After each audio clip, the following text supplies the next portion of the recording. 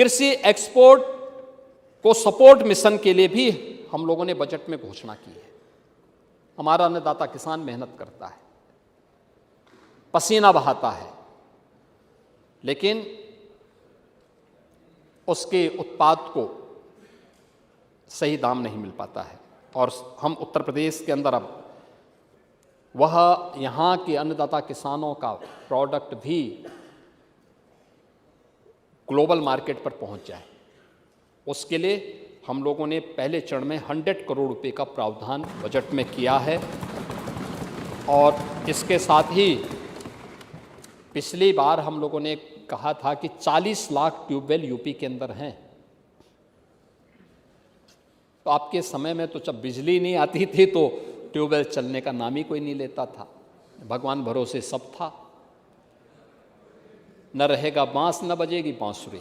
आप न बिजली देते थे न ट्यूबवेल चलता था, तो बेचारा आज किसी को खेती करनी होती थी तो वह जैसे तैसे कर लेता था। आत्महत्या से वैसे थोड़ा मौतें होती थी, लेकिन हम लोगों ने 16 लाख ट्यूबवेल को जो बिजली के कनेक्शन से जुड़े हुए थे, हमने कहा नहीं, अब अन्नदाता किसान फ्री में बिजली देगा। फ्री में बिजली यानी फ्री में हम उसको अन्नदाता किसान को ट्यूबवेल के लिए फ्री में बिजली की व्यवस्था करेंगे। और इस पे हर वर्ष सरकार 3000 करोड़ रुपए खर्च कर रही है और उनको उपलब्ध करवा रही है।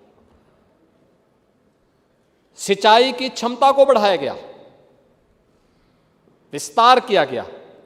आप देखो ना, सरयू नहर राष्ट्रीय परियोजना कब से लंबित पड़ी हुई थी। शिवपाल जी इसीलिए भाग गए, उनको मालूम था ये नाम आएगा। सिंचाई मंत्री के रूप में उन्होंने क्या काम किया? वो कह रहे हैं ना, कल वो टिप्पणी कर रहे थे स्वतंत्र देव जी पे, लेकिन हमें कहते हैं बाणसागर की परियोजना हो, अर्जुन सहायक की हो, या सरयू नहर राष्ट्रीय परियोजना हो, मध्य गंगा की हो, हर सरकार उस पर कार्य कर चुकी है या कार्य कर रही है। हमने लाखों हेक्टेयर लैंड को सिंचाई की सुविधा भी दी है।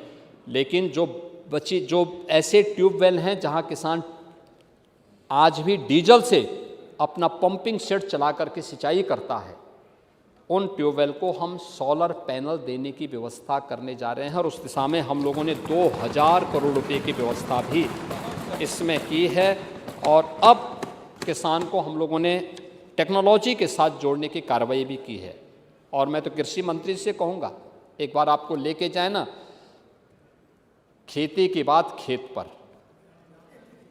और मैं वही कह रहा हूँ ना, खेती की बात खेत में। और कैसे होते नहीं, वो भी कृषि मंत्री भी किसान होंगे, उनकी सेहत नहीं बताती है कि सेहत तो नहीं बताती कि खेती करते होंगे